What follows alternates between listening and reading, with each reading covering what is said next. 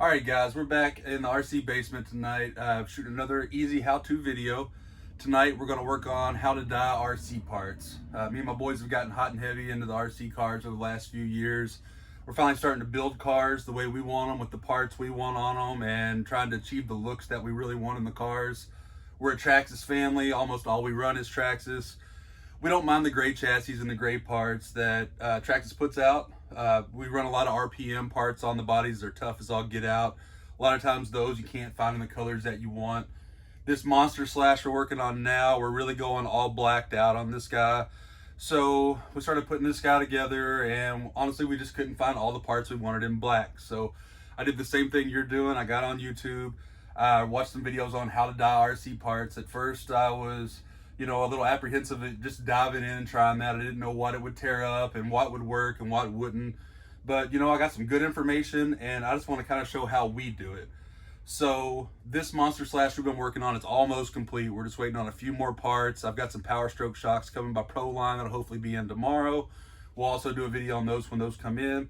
One of the things we wanted was upgraded axles. And I didn't want to go full heavy duty like MIP style with the steel drive shafts and axles, because at some point inline parts are going to break, and I'd rather snap an axle than tear up a transmission.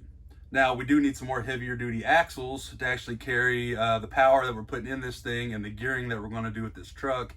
So decided I would go with the Traxxas Extreme HD axles, and it's right after the holidays, having trouble running those parts down.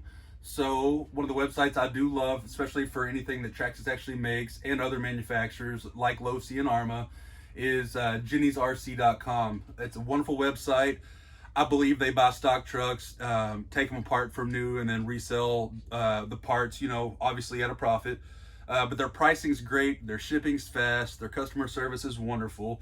And today in the mail, I got in a full set of Extreme HD Traxxas axles for this truck. So they come in, and of course they're classic Traxxas gray plastic, nice and thick, beefed up. I've been running these on some of my trucks. They actually do really, really well.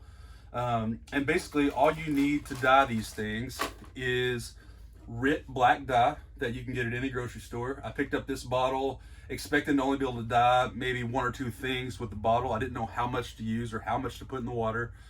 But honestly, now I've been dyeing an absurd amount of parts with that one bottle. We've done multiple chassis. I've done a ton of axles. We actually did the bumper mounts from RPM on this guy, and also this Stampede 4x4 that we're working on. Actually has a slash bumper on the front end of that. I love how it sticks out. It looks great on the truck. But anyway, so basically all you need is a burner. You can use your kitchen range. Black dye is messy. If you get it on stuff, it's gonna stain.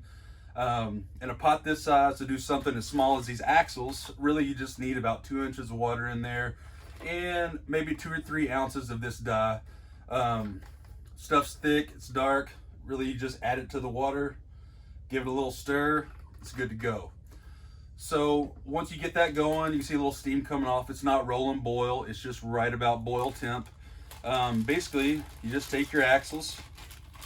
You don't have to be careful with this. One of the things that I did learn was that these axles, with all the metal parts and everything else involved, I was kind of worried about melting that axle, parts rusting, all that kind of stuff. I had no issue with the sets that we've done.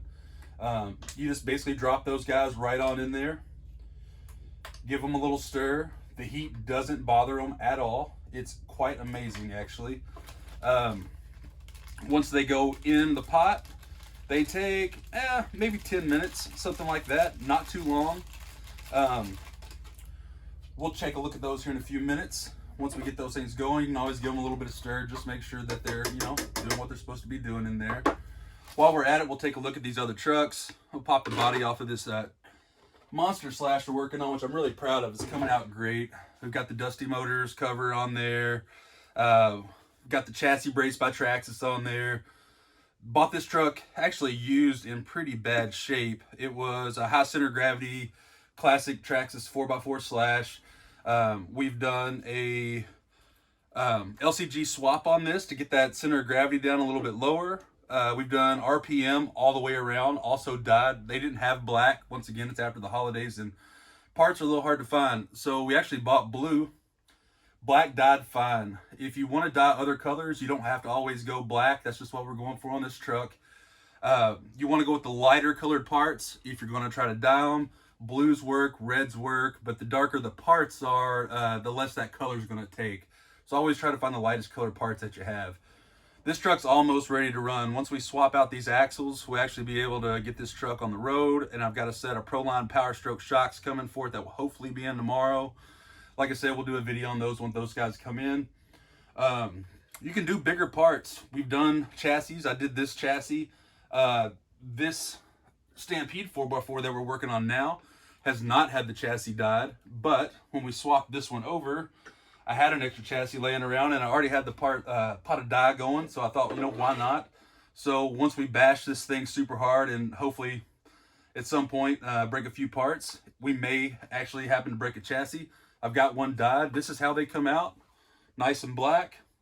So, you know, that's your stock color by Traxxas. Not a bad look, but if you're trying to go a different route, these black parts really do look good. They make them look super clean. These have been in here maybe only about 2 minutes. We'll take a look at them. Usually about 10 minutes is about all it takes. You can go longer, but you really don't have to. We'll see how these are doing.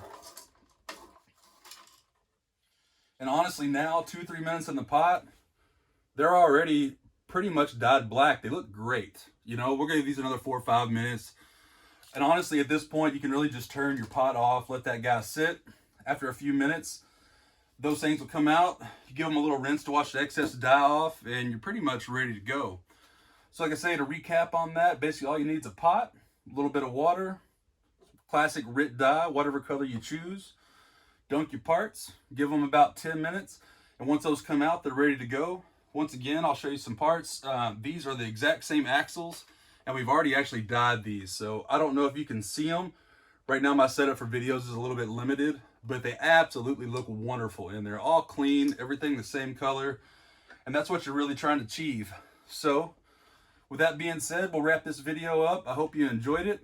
Check back with us for more videos, more how-tos. Hopefully the weather will break soon and we'll be able to get these trucks out, do a little bashing, break some parts, and do some repair videos soon.